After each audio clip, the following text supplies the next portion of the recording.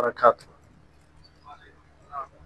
إن الحمد لله نحمده ونستعينه ونستغفره ونعوذ بالله من شرور أنفسنا وسيئات أعمالنا من يهده الله فلا مضل له ومن يضلله فلا هادي له وأشهد أن لا إله إلا الله وحده لا شريك له وأشهد أن محمدا عبده ورسوله. أما بعد فأعوذ بالله من الشيطان الرجيم. شهر رمضان الذي أنزل فيه القرآن هدى للناس وبينات من الهدى والفرقان. رب اشرح لي صدري ويسر لي أمري واحلل عقدة من لساني يفقهوا قولي رب زدني علما رب زدني علما. সম্মানিত আজকের এই মাহফিলে উপস্থিত সুপ্রিয় ভাই সকল ও বিশেষভাবে আজকের মাহফিলের আয়োজনকারী, সর্বপ্রথম আমরা সেই মহান সত্তার প্রশংসা করি যিনি আমাদের সকলকে এই রমাদান মাসের প্রায় 14টি সিয়াম পূর্ণ করার তৌফিক দিয়েছেন। 15 সিয়ামের রাত্রে আমরা এই সময়ে কোরআন ও হাদিসের আলোচনা শোনার জন্য এখানে উপস্থিত হয়েছি।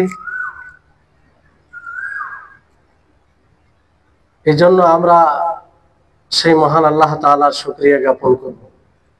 তারপরে আমাদের সকলের প্রাণপ্রিয় নবী করিম মুহাম্মদ মুস্তাফা সাল্লাল্লাহু আলাইহি ওয়াসাল্লাম, ওনার উপরে অসংখ্য শান্তির ধারা বর্ষিত হোক। আল্লাহুম্মা সাল্লি আলাইহি আল্লাহুম্মা বারিক আলাইহি। সম্মানিত উপস্থিতিগণ, আমরা এক উত্তম সময় অতিবাহিত করছি। যে সময়টি, যে মাসটি সকলের সৌভাগ্যে জোটে না, রমজান মাস, যে মাসকে পাওয়ার জন্য আমাদের পূর্বের উত্তরসূরিগণ 6 মাস আগে থেকেই দোয়া করতেন। বড় সৌভাগ্যের বিষয় যে আমরা সেই 14টি সিয়াম পূর্ণ করে ফেলেছি। বাকি 15 থেকে 16টি সিয়াম বাকি রয়েছে। আল্লাহ তাবারক ওয়া তাআলার নিকটে আমরা দোয়া করব যাতে আল্লাহ তাআলা তৌফিক দান করেন, বাকি সিয়ামগুলো যেন আমরা খুব সুস্থভাবে পূর্ণ করতে পারি। এই রমজান মাস কোরআনের মাস। এই রমজান মাসের কিছু বিশেষত্ব আছে যা অন্য মাসের নেই। এই রমজান মাস আল্লাহ তাবারক ওয়া তাআলা এই মাসকে কিছু বৈশিষ্ট্য দিয়েছেন যা অন্য মাসকে দেয়নি। এই মাসে যারা সিয়াম সাধনা করে তাদের মুখের দুর্গন্ধ আল্লাহর নিকটে সেই কাস্তুরীর সুগন্ধের চেয়ে বেশি উত্তম। এই রমজান মাসে আল্লাহ তাবারক ওয়া তাআলা সমস্ত শয়তান তাদেরকে শিকলাবদ্ধ করেন। এই রমজান মাসে আল্লাহ তাবারক ওয়া তাআলা জান্নাতের দরজা উন্মুক্ত করে দেন। এই রমজান মাসে জাহান্নামের দরজা বন্ধ করে দেন। এই রমজান মাসে যারা সিয়াম সাধনা করে তাদের জন্য ফারিস্তাগণ ইফতার করা পর্যন্ত দোয়া করেন। সম্মানিত উপস্থিতিগণ, এই রমজান মাস মূলত নিজেকে জান্নাতের উপযুক্ত তৈরি করার মাস। এই রমজান মাস আল্লাহ তাবারক ওয়া তাআলার সন্তুষ্টি লাভের মাস। এই রমজান মাস নিজের গুনাহকে ক্ষমা করিয়ে নেওয়ার মাস। এই রমজান মাস নিজেকে নৈতিকবান, আদর্শবান করে গড়ে তোলার মাস। এই রমজান মাস প্রত্যেক সাইমকে, রোজাদারকে তাকওয়ার শিক্ষা দেয়। যেই মাসের সিয়ামের মূল উদ্দেশ্যই হচ্ছে তাকওয়া অবলম্বন করা, আল্লাহর ভয় ভীতি অবলম্বন করা। আল্লাহ তাবারক ওয়া তাআলা বলেন, ইয়া আইয়ুহাল্লাযীনা আমানু কুতিবা আলাইকুমুস সিয়াম কামা কুতিবা আলাল্লাযীনা মিন ক্বাবলিকুম লাআল্লাকুম তাত্তাকুন।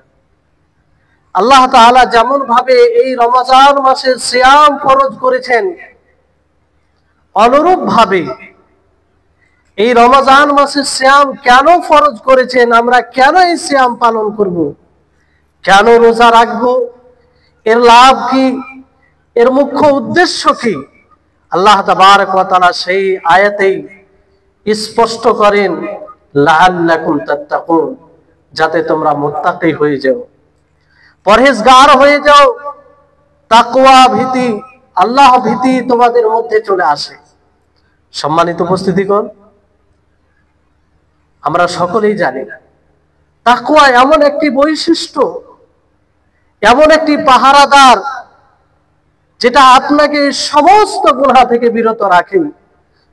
তাকওয়া এমন একটি গুণ, যেই গুণ আপনি একাকী থাকেন, সমাবেশে থাকেন, বাজারে থাকেন, ইবাদতের জায়গায় থাকেন, যেখানেই থাকেন না কেন, আপনাকে হারাম কাজ থেকে বিরত রাখবে।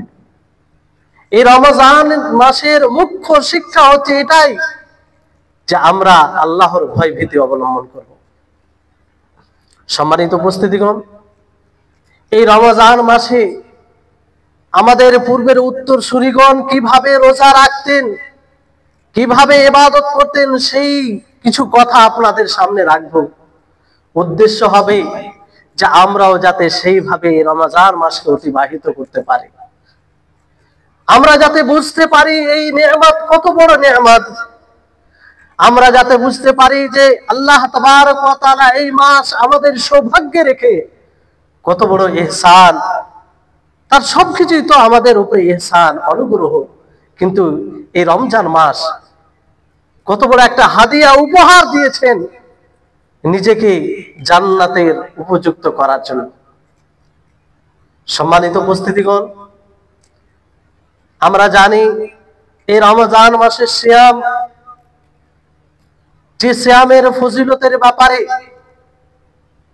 নবী করিম মুহাম্মদ সাল্লাল্লাহু আলাইহি সাল্লাম বলেন, মান সামা রমাযানা ঈমানান ওয়া ইহতিসাবান গুফিরা লাহু মা তাকদ্দামা মিন যামবিহি। যে ব্যক্তি রমজান মাসে সিয়াম সাধনা করে, রোজা রাখে, আল্লাহর উপরে ঈমান এনে এবং তার সওয়াবের আশায়,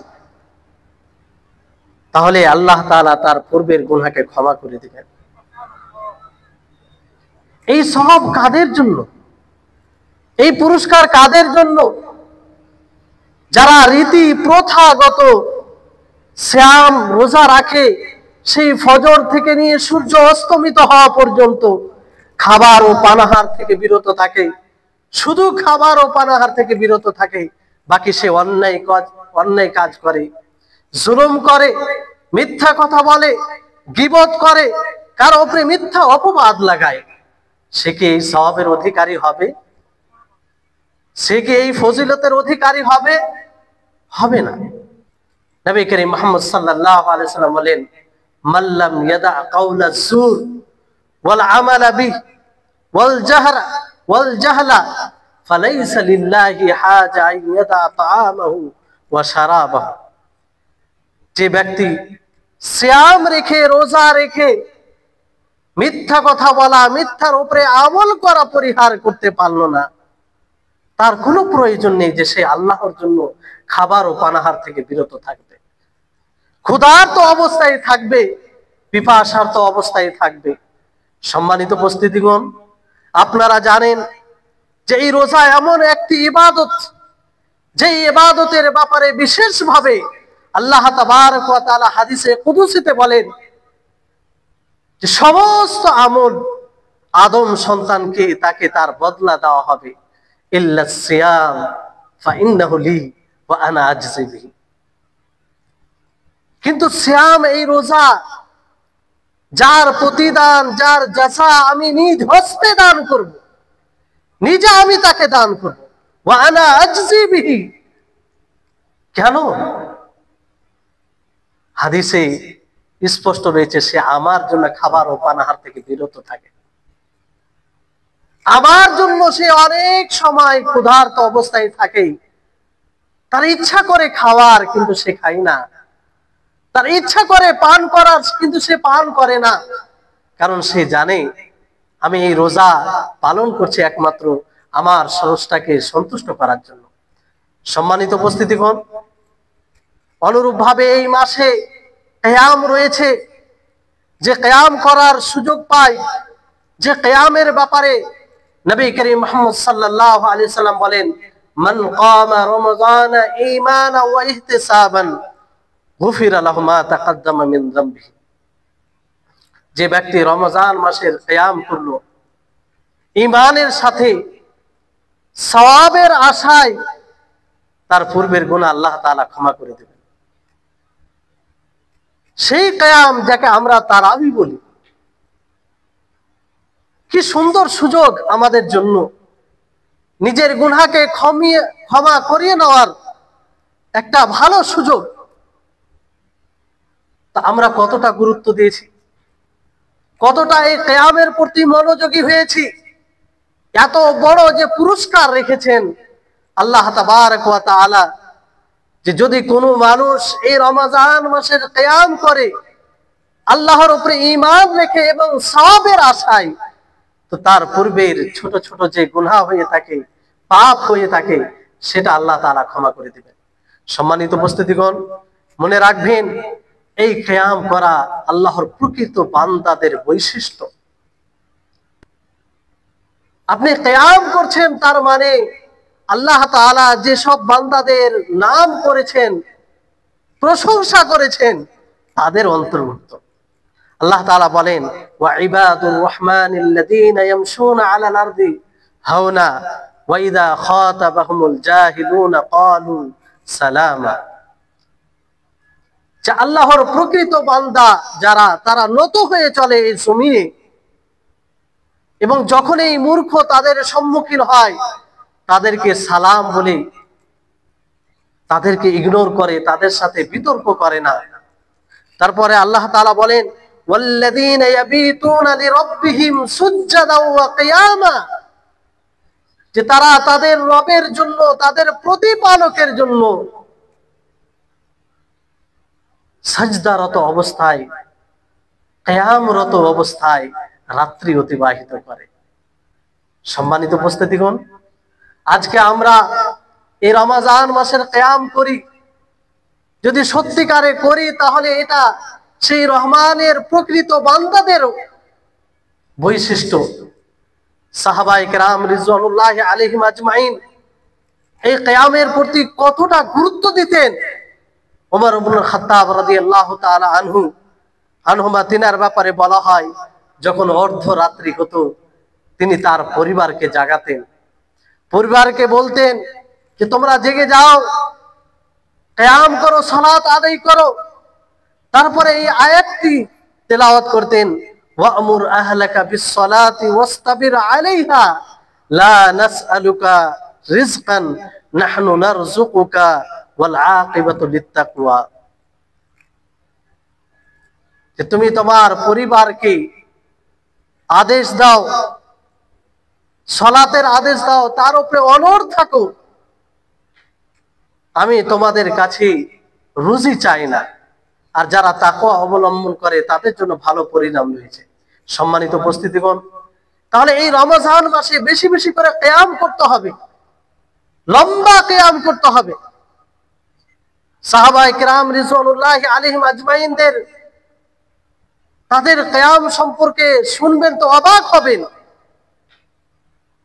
যে 100 তার অধিক আয়াত পড়তেন, এমনও রয়েছে যে পুরো রাত এই কিয়ামে কাটিয়ে দিতেন, লম্বা সালাত আদায় করতেন।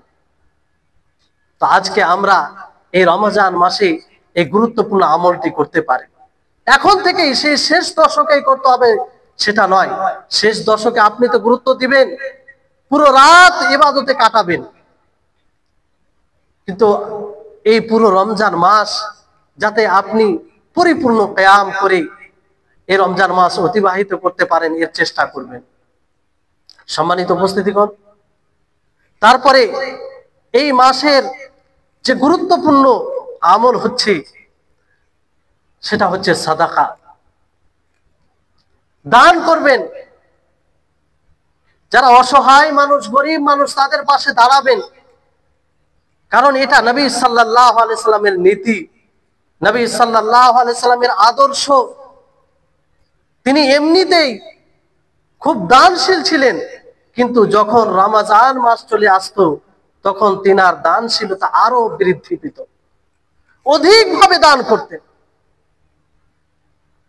এমনকি বলা হয়েছে যে উন্মুক্ত হাওয়ার চেয়ে বেশি তিনার গতি বেড়ে যেত, এতটা তিনি দানশীল হয়ে যেতেন এই রমজান মাসে। সম্মানিত উপস্থিতিগণ, তো এই রমজান মাসে বেশি বেশি করে দান করতে হবে, গরিবের পাশে দাঁড়াতে হবে। আপনাকে দেখতে হবে আপনার বাড়ির আশেপাশে কারা গরিব অসহায়, তাদের সহযোগিতা করবেন। মসজিদ নির্মাণের কাজে সহযোগী হবেন, মাদ্রাসায় সহযোগিতা করবেন। ইসলামের যত প্রকার খরচের জায়গা রয়েছে সেখানে আপনি ভূমিকা রাখবেন। সাহাবায়ে কেরাম রিজওয়ানুল্লাহি আলাইহিম আজমাইন তিনারা কিভাবে খরচ করতেন একটি দৃষ্টান্ত দিই। নবী করিম মুহাম্মদ সাল্লাল্লাহু আলাইহি সাল্লাম একবার বলেন যে তোমরা দান করো, সাদাকা করো। ওমর ফারুক রাদিয়াল্লাহু তাআলা আনহু তিনি বললেন যে আজকে আমি এতটা বেশি দান করব। তিনি মনে মনে বললেন যে আবু বকর রাদিয়াল্লাহু তাআলা আনহু তিনার চেয়ে যেন আমি বেশি দান করতে পারি। তিনি বাড়িতে যা ছিল তার অর্ধেক তিনি নবী সাল্লাল্লাহু আলাইহি সাল্লামের কাছে নিয়ে এসে উপস্থিত হলেন। তখন আল্লাহ নবী জিজ্ঞাসা করলেন যে হে ওমর, মা আবকাইতা লি আহলিক, তুমি তোমার পরিবারের জন্য কি রেখেছো? তিনি বললেন মিসলুহু, তার মতো, অর্থাৎ অর্ধেক আমি বাড়িতে যা ছিল তার অর্ধেক আপনার নিকটে নিয়ে চলে এসেছি। আবু বকর রাদিয়াল্লাহু তাআলা আনহু তিনি মাল নিয়ে নেন। রাসূল সাল্লাল্লাহু আলাইহি সাল্লাম জিজ্ঞাসা করলেন মা আবকাইতা লাহুম, যে হে আবু বকর, তুমি তোমার পরিবারের জন্য, তাদের জন্য কি ছেড়ে এসেছো? তিনি বললেন যে তারাকতু আল্লাহ ওয়া রাসূলুহু, যে আমি আমার বাড়িতে আল্লাহ এবং তার রাসূলকে ছেড়ে এসেছি। আমার বাড়িতে যত সম্পদ ছিল, যত ধন ছিল, সবকিছু আপনার নিকটে উপস্থিত করে দিয়েছি। সেদিন ওমর ফারুক রাদিয়াল্লাহু তাআলা আনহু তিনি মনে করেছিলেন যে না, আবু বকর থেকে কখনো আমি প্রতিযোগিতায় এগিয়ে যেতে পারবো না। সম্মানিত উপস্থিতিগণ, এইভাবে দানশীল হতে হবে। তালহা বিন উবাইদুল্লাহ তিনার ব্যাপারে বলা হয় তিনি একবার বিষণ্ণ ভাব করে আছেন, তিনার মন খারাপ হয়ে আছে। একজন মহিলা বলেন যে কি ব্যাপার, তোমার মন খারাপ কেন? তোমার সহযোগিতা করতে হবে নাকি? তোমার কোনো প্রয়োজন আছে নাকি? তিনি বললেন না, আমার কোনো প্রয়োজন নেই। তাহলে কি সমস্যা? তিনি বলেন যে আমার কাছে অধিক টাকা জমা হয়ে গেছে, সেটা আমাকে কষ্ট দিচ্ছে, ব্যথা দিচ্ছে যে এত টাকা আমার কাছে কেন? জমিনে অনেক গরিব আছে, অসহায় আছে, তাদের সহযোগিতা করতে হবে। তখন সেই মহিলা বলেন যে সেই আপনার কাছে যে টাকা আছে সেটা বন্টন করে দিন। তিনি বন্টন করে দিলেন। তিনার যে দেখাশোনার লোক ছিল তাকে জিজ্ঞাসা করা হয় যে কত টাকা ছিল, সে বলে 4 লক্ষ টাকা। সেই সাথে সাথে তিনি বন্টন করে দেন। এই ছিল আমাদের পূর্বের উত্তরসূরিগণ, তিনারা দিনের পথে এইভাবে খরচ করতেন। সম্মানিত উপস্থিতিগণ, এইভাবে খরচ করতে হবে।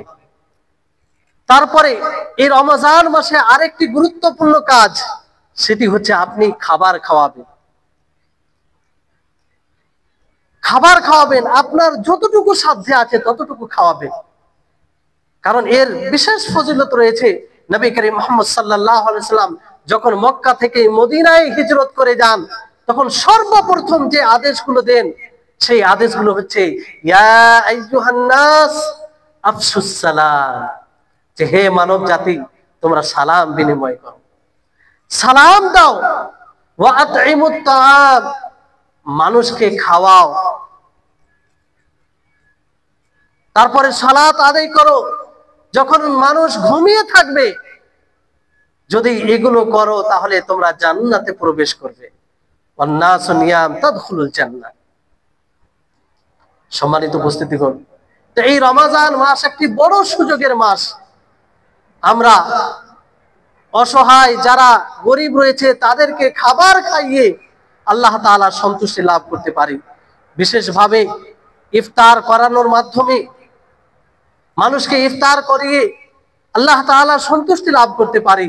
হাদিসে বলা হয়েছে যে যে ব্যক্তি কোনো সাইমকে, রোজাদারকে ইফতার করায়, সে রোজা রেখে যতটা নেকি পাবে, যে ব্যক্তি ইফতার করাবে সেও ততটা নেকির অধিকারী হবে।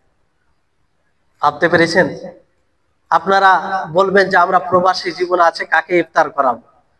আপনি এখান থেকে নিজের দেশে যেখানে কোনো মসজিদ আছে, সেই মসজিদে আপনি ইফতারে খরচ দিতে পারেন। কোনো ব্যক্তিকে ওকিল বানিয়ে বলতে পারেন যে আমি এত টাকা দিচ্ছি, এই ইফতারের সামান নিয়ে মানুষকে ইফতার করিয়ে দিবে। তো এইভাবে আপনি নেকি অর্জন করতে পারেন। এটা গুরুত্বপূর্ণ কাজ। সাহাবাদের ব্যাপারে বলা হয়েছে, যেমন আব্দুল্লাহ ইবনে ওমর, তিনি কখনোই একাই ইফতার করতেন না, কোনো ইয়তীম অসহায় মানুষকে সাথে নিয়ে ইফতার করতেন। তাহলে এই আমলটি করতে পারেন।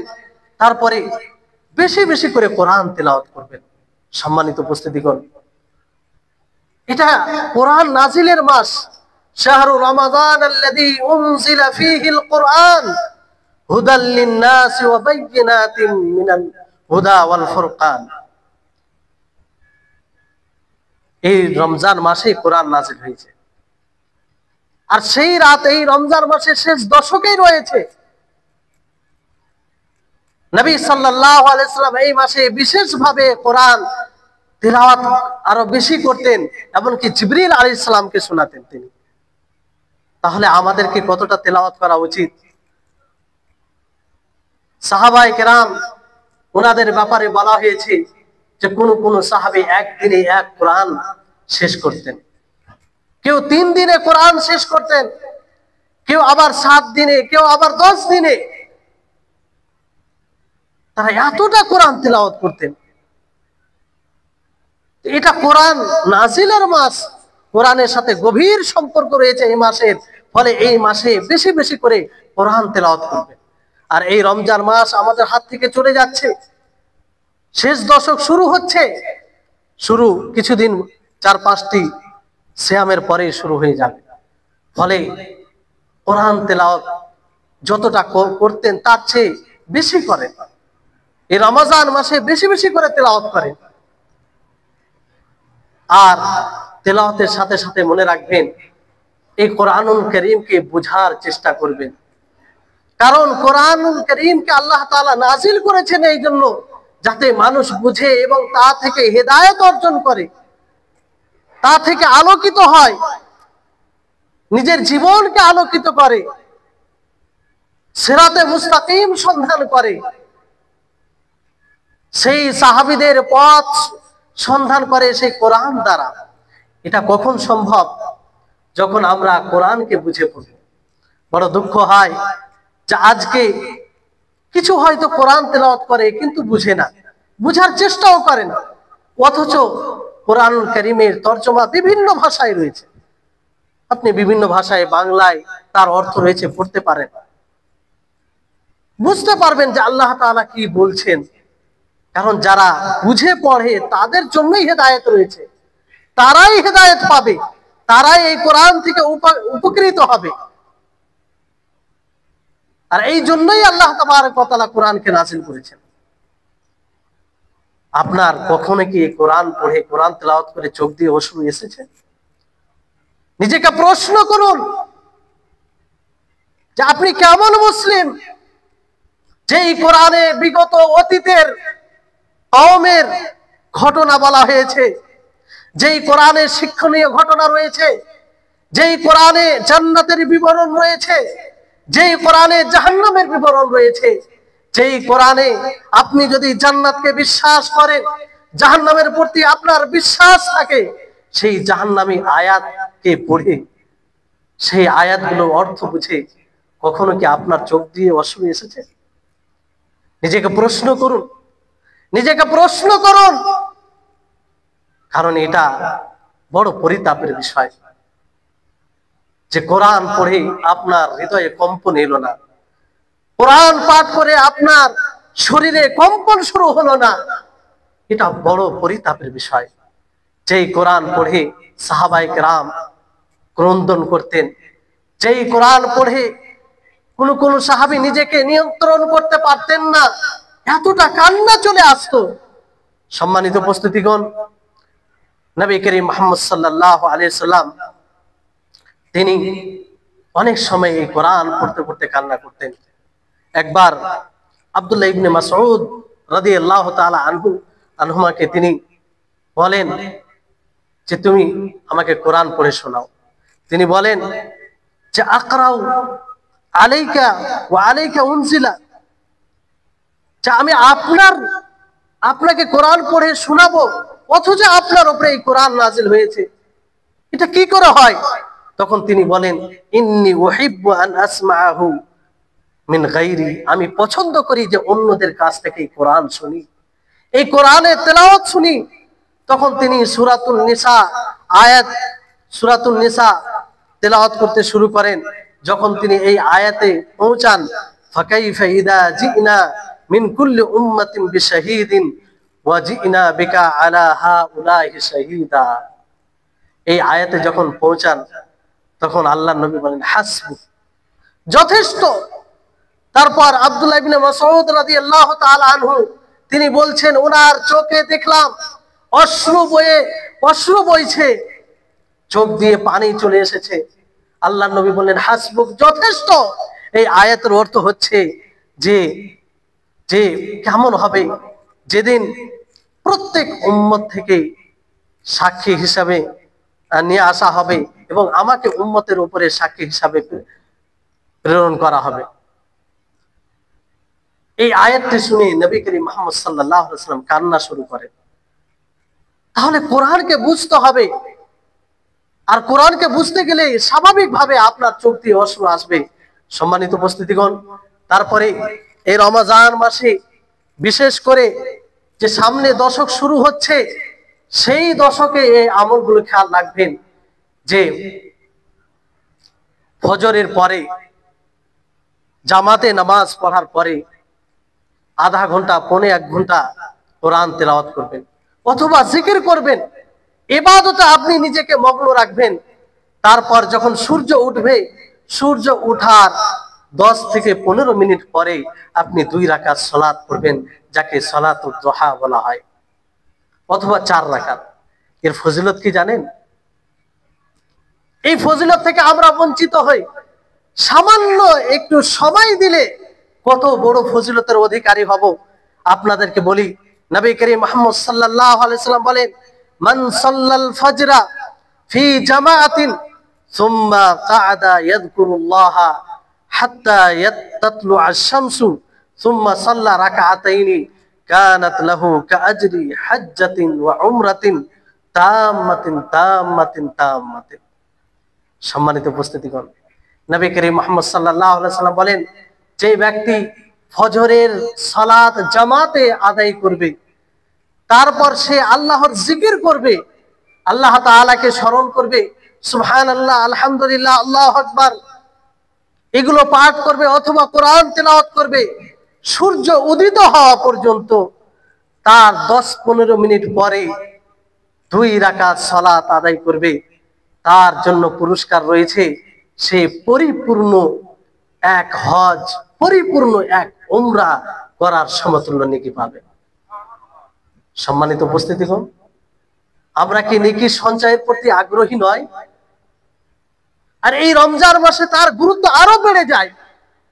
ফলে এই অল্প পরিশ্রমে এত বড় পুরস্কার, এই পুরস্কার থেকে কেন আমরা নিজেকে বঞ্চিত করি? কেন আমরা এই ছোট্ট আমলটি করতে পারি না? এটা এই জন্য বলছি যে প্রায় মানুষ ফজরের সালাত পড়ে দ্রুত চলে যায়।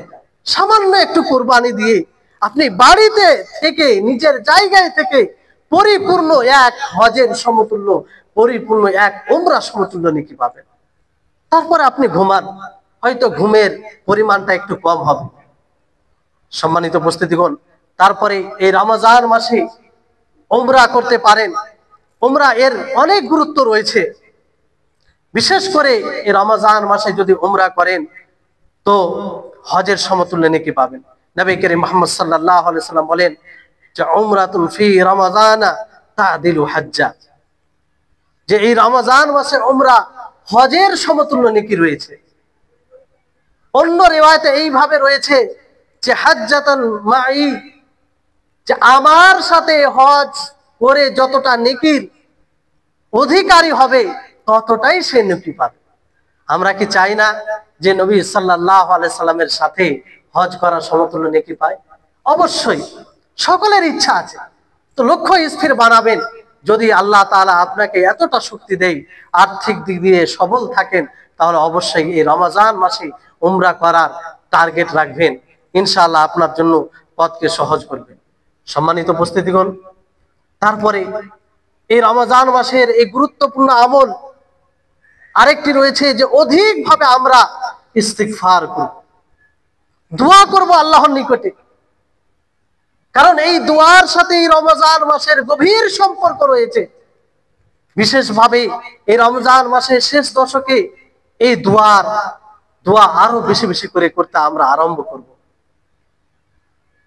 এই জন্য কোরআনুল কারীমে দেখবেন যেখানে আল্লাহ তাবারক ওয়া তাআলা রমজান মাসে সিয়ামের কথা বলেছেন, সিয়ামের বিধানকে তুলে ধরেছেন, তারপরে পরে আল্লাহ তাআলা দুয়ার কথা বলেছেন, ওয়া ইদা সাআলাকা ইবাদি আন্নী ফাইন্নী করিব উজিবু দাওয়াতাদ দাঈ ইদা দাআন ফালইস্তাজিবু লি ওয়া লিউমিনু বি লাআল্লাহুম ইয়ারশুদুন।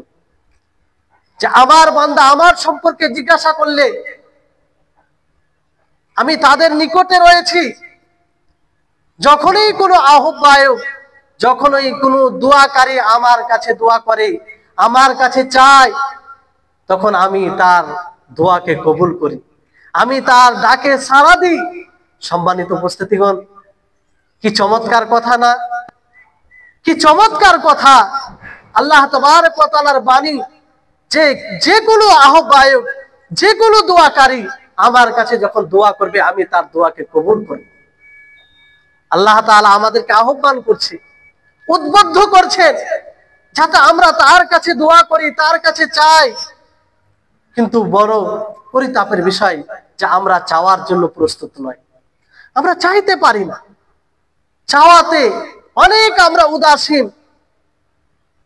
আমরা পূর্বের সালাফে সালেহীন, পূর্বের উত্তরসূরিগণকে যদি দেখি, তাদের চটির ফিতা ছিঁড়ে গেলেও সেটাও আল্লাহর কাছে চাইতেন। সমস্ত সমস্যা আল্লাহর কাছে তুলে ধরতেন, আল্লাহর কাছে দোয়া করতেন। সম্মানিত উপস্থিতিগণ, এই জন্য আল্লাহর কাছে চাইবেন, দোয়া করবেন। বিশেষভাবে এই মাসে আরো বেশি বেশি করে দোয়া করবেন। এই মাসে দোয়া করার গুরুত্বপূর্ণ সময়ে দোয়া করার আপনি সুযোগও পান। যেমন রাত্রের শেষ অংশে, সেই সময় আল্লাহ তাবারক ওয়া তাআলা নিচে আসমানে অবতরণ করেন, আর আল্লাহ তাআলা ডাক দিয়ে বলেন, হাল মিন সাইল ফাউতিহি, যে আছে কোনো প্রশ্নকারী, আছে কোনো বান্দা যে আমার কাছে চাইবে আমি তাকে দেব। আল্লাহ তাআলা ডাক দিয়ে বলেন, হাল মিন মুস্তাগফিরিন ফাআগফিরু লাহু, আছে কোনো এমন বান্দা যে আমার কাছে ক্ষমা চাইবে বিনয়ের সাথে ক্ষমা চাইবে, অনুতপ্ত হয়ে ক্ষমা চাইবে, আমি তাকে ক্ষমা করব। সম্মানিত উপস্থিতিগণ, এত বড় সুযোগ দেওয়ার পরেও যদি আমরা নিজের গুনাহকে ক্ষমা করিয়ে নিতে না পারি, তাহলে এটা কি দুর্ভাগ্যের বিষয় নয়? আমরা তো প্রায় সাহারির সময় উঠি, সাহারি খাই, তার একটু আগে উঠে যদি আল্লাহর কাছে বিনয়ের সাথে চাই যে হে আল্লাহ, তোমার গুনাহগার বান্দা, তোমার রহমতের ভিখারি, তোমার দয়ার ভিখারি, তোমার মাগফিরাতের ভিখারি, তোমার কাছে হাত উত্তোলন করেছে, তোমার ক্ষমা চাইছে। তোমার রহমতের ভিখারি, সে তোমার রহমত চাইছে। আপনি পার্থিব জীবনে চলতে গিয়ে ফিরতে গিয়ে বিভিন্ন রকমের বিপদে আছেন, সেই বিপদ থেকে আল্লাহর কাছে উদ্ধার চাইবেন। আল্লাহ অবশ্যই আপনার কথাকে শুনবে, অবশ্যই আপনার দোয়াকে কবুল করবে। কারণ আল্লাহ তাআলা ওয়াদা করেছেন, তিনি প্রতিজ্ঞা করেছেন, আপনার দোয়া তিনি কবুল করবেন।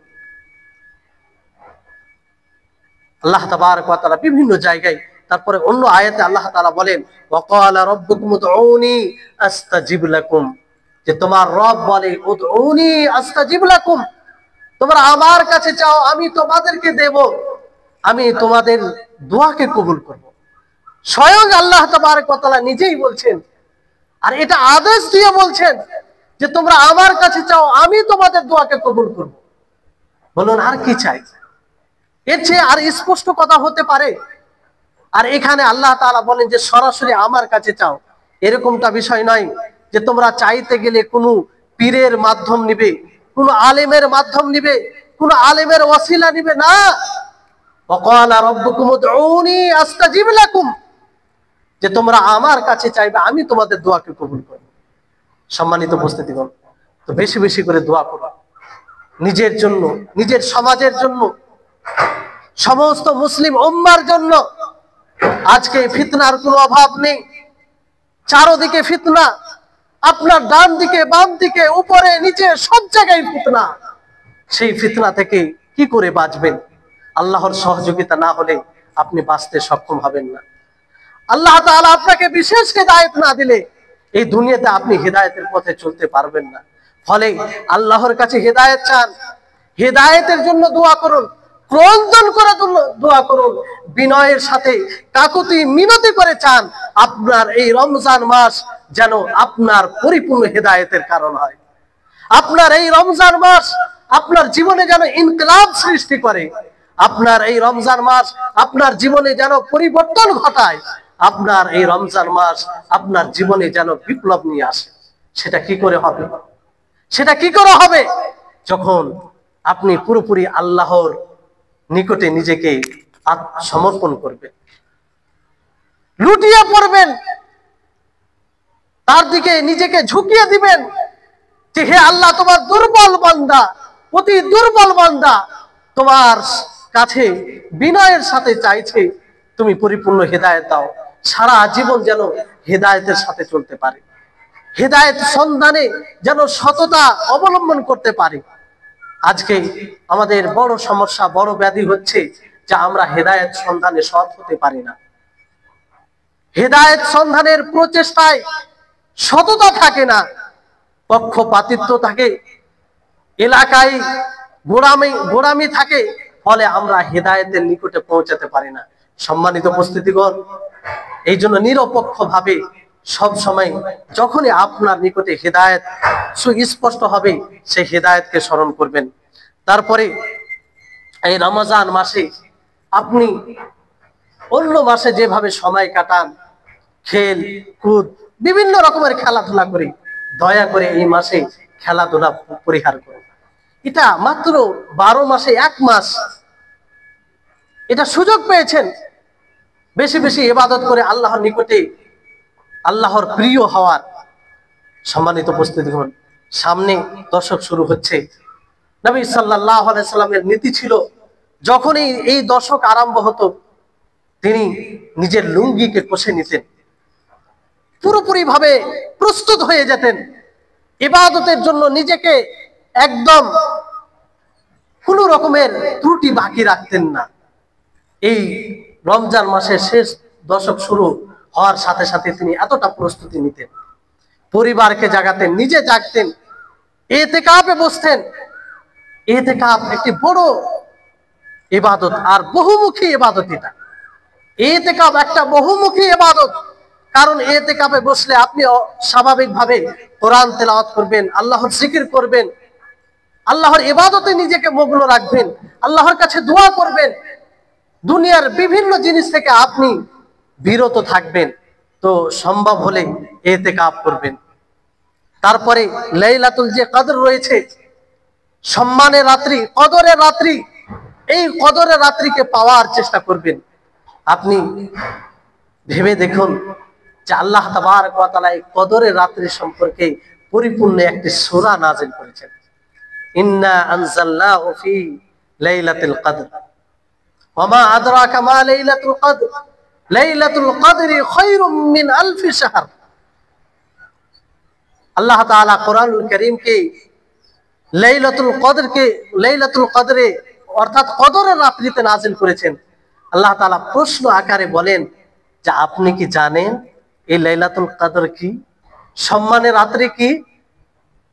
এইভাবে এই ভঙ্গিমাতে বলার উদ্দেশ্য হচ্ছে মানুষের মনোযোগকে এই কথার দিকে আকর্ষণ করা, যাতে মানুষ বুঝার চেষ্টা করে যে এই রাত কত গুরুত্বপূর্ণ।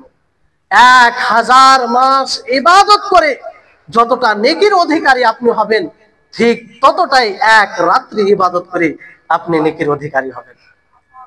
এত বড় ফজিলতের বিষয়। আর আপনি পাচ্ছেন, সুস্থ আছেন, আপনার শরীর সবকিছু ঠিক আছে, তারপরও আপনি এই রাত্রিকে পাওয়ার জন্য আগ্রহী নয়। এটা পরিতাপের বিষয় নয়? হয়তো আপনি ভাবছেন যে সামনে মাসে, সামনে বছরে কি আপনি জীবিত থাকবেন? এর গ্যারান্টি দিতে পারেন? সম্মানিত উপস্থিতিগণ, এই জন্য এই রাত্রিকে পাওয়ার জন্য পুরো দশকের রাত উদযাপন করবেন, জাগরণ করবেন, ইবাদতের মাধ্যমে সেই রাত্রিকে অতিবাহিত করার চেষ্টা করবেন পুরো দশক। অনেক ভাই শুধু 27 রাত্রিকে খাস করে নেয়, এটা ঠিক নয়। নবী করিম মুহাম্মদ সাল্লাল্লাহু আলাইহি সাল্লামের হাদিস দ্বারা এটা বোঝা যায় যে 21 রাত্রেও হতে পারে, 23 রাত্রেও হতে পারে, 25 রাত্রেও হতে পারে, আবার 27 রাত্রেও হতে পারে, আবার 29 রাত্রেও হতে পারে। সব রকম হাদিস আছে, কোনটার উপরে আপনি নিশ্চিত মনে করবেন। ফলে সতর্কতা হচ্ছে যে আপনি পুরো দশকে রাত্রি জাগরণ করবেন ইবাদতের মাধ্যমে পুরো দশক। এই জন্য বলছি যে নবী করিম মুহাম্মদ সাল্লাল্লাহু আলাইহি সাল্লাম রাত্রির ব্যাপারে তিনি এক তো অতীত হিসাবে বেজোড় রাত বলেছেন, আর সামনে যে দিনগুলো থাকবে 20 রোজার পরে সেই দিন হিসাবেও বেজোড় বলেছেন। বুঝতে পারছেন? মানে শুরু থেকে এক বেজোড় সেই হিসাবে, আর সামনে যে দিনগুলি বাকি আছে সেই হিসাবে বেজোড় রাত বলেছেন। এই হিসাবে যদি আমরা দেখতে যাই, ভালো করে দেখি, তাহলে পাবো যে 21 রাত কখনো জোড় রাত্রি হয়ে যায়। কারণ 29 যদি মাস হয় তাহলে 21, 23, 25, 27, 29 ঠিক আছে, কিন্তু 30 মাস হলে সেই 21 রাত আপনার 22 হয়ে যাবে।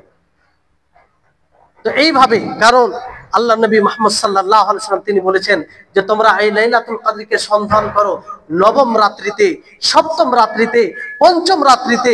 তো নবম রাত্রি আপনি নিজে হিসাব করে দেখুন, যদি 30 মাস হয় তাহলে নবম রাত্রি আপনার 22 রাত হয়। আপনি হিসাব করুন। আর সুস্পষ্ট হাদিস আছে, আবু সাঈদ খুদরি রাদিয়াল্লাহু তাআলা আনহু তার ব্যাখ্যা এটাই দেন। এই জন্য আপনাকে দ্বিমতের মধ্যে যাওয়ার জন্য বলছি না, সতর্কতা হচ্ছে যে পুরো দশকের রাত জাগরণ করুন, যাতে কোনো মতেই এই রাত আপনার হাত থেকে ছুটে না যায়, আপনি এই রাত্রের ফজিলতের অধিকারী হন। সম্মানিত উপস্থিতিগণ, এই রমজান মাস গুনাহমুক্ত, নিজেকে গুনাহমুক্ত করার মাস, আল্লাহর নিকটে যেন নিজেকে আমরা ক্ষমা করিয়ে নিতে পারি, এটারই একটা সুযোগ। ফলে আপনাদের সকলকেই বলবো যে বেশি বেশি করে আল্লাহর কাছে ইস্তেগফার করবেন, তওবা করবেন, অনুতপ্ত হবেন, আগামীতে প্রতিজ্ঞা করবেন যে কোনো প্রকারে গুনাহ করবেন না, আল্লাহর ইতাআতে সময় কাটাবার চেষ্টা করবেন। যেমন ভাবে এই রমজান মাসে ইতাআতে নিজেকে মনোযোগ করে রেখেছিলেন, অনুরূপ ভাবে বাকি 11 মাসও আল্লাহর ইবাদতে সময় কাটানোর প্রতিজ্ঞা করবেন আল্লাহর কাছে, আর আল্লাহর কাছে সহযোগিতা চাইবেন। আল্লাহর নিকটে দোয়া করি আল্লাহ যেন আমাদের সকলকে বাকি যে রমজান মাসের দিনগুলো রয়েছে সেই দিনগুলো যাতে আমরা ইবাদতে কাটাতে পারি। প্রতিটি মুহূর্ত, প্রতিটি সময়, প্রতিটি দিন, প্রতিটি সপ্তাহ, পুরো সময়টাকে যেন আল্লাহর ইবাদতে কাটাতে পারি, এর তৌফিক যেন আমাদের সকলকে আল্লাহ তাআলা দেন। বাকি আমরা যে সিয়ামগুলো সাধনা করেছি পূর্বে, সেই সিয়ামগুলোকে যেন আল্লাহ তাআলা কবুল করেন। যে কিয়াম করেছি রমজান মাসে, সেগুলোকে যেন আল্লাহ তাআলা কবুল করেন। আমরা যে এই রমজান মাসে আরো বিভিন্ন প্রকারের ইবাদত করছি, সেই ইবাদতগুলোকে যেন আল্লাহ তাআলা কবুল করেন। এই রমজান মাস বাকি যে দিনগুলি রয়েছে, সেই দিনগুলিতে যেন আমাদের সকলকে সুস্থ রাখেন, যাতে আমরা ভালোভাবে এই রমজান মাস, পুরো রমজান মাসের সিয়াম সুস্থভাবে পূর্ণ করতে পারি। তারপরে আমরা এই মজলিসে দোয়া করি যে যারা অসুস্থ আছে তাদেরকে যেন আল্লাহ তাআলা সুস্থতা দান করেন। যারা বিভিন্ন মুসিবতে ফেঁসে আছে তাদেরকে যেন মুসিবত থেকে উদ্ধার করেন আল্লাহ তাআলা। তারপরে যারা বিভিন্ন হেদায়েতের পথে নেই, শরীয়তের ব্যাপারে, দ্বীনের ব্যাপারে উদাসীন, তাদের জন্য আমরা দোয়া করি আল্লাহ যেন তাদেরকে হেদায়েত দেন। পৃথিবীতে যারা মুসলিম হিসাবে অত্যাচারিত কাফিরদের নিকটে আল্লাহ তাদের সহযোগিতা করুন, তাদেরকে মুসিবত থেকে উদ্ধার করুন, এবং যারা অত্যাচার করছে হয় তাদেরকে আল্লাহ তাআলা হেদায়েত দিন, না হলে তাদেরকে ধ্বংস করে দিন। এখান থেকেই আমি আমার কথাকে ইতি করছি। আল্লাহ তাআলা আমাদের সকলকে যেন ইবাদতে অগ্রগামী হওয়ার তৌফিক দান করেন। ওয়া আখিরু দাওয়ানা আনিল হামদুলিল্লাহি রাব্বিল আলামিন। আসসালামু আলাইকুম ওয়া রাহমাতুল্লাহি ওয়া বারাকাতুহু।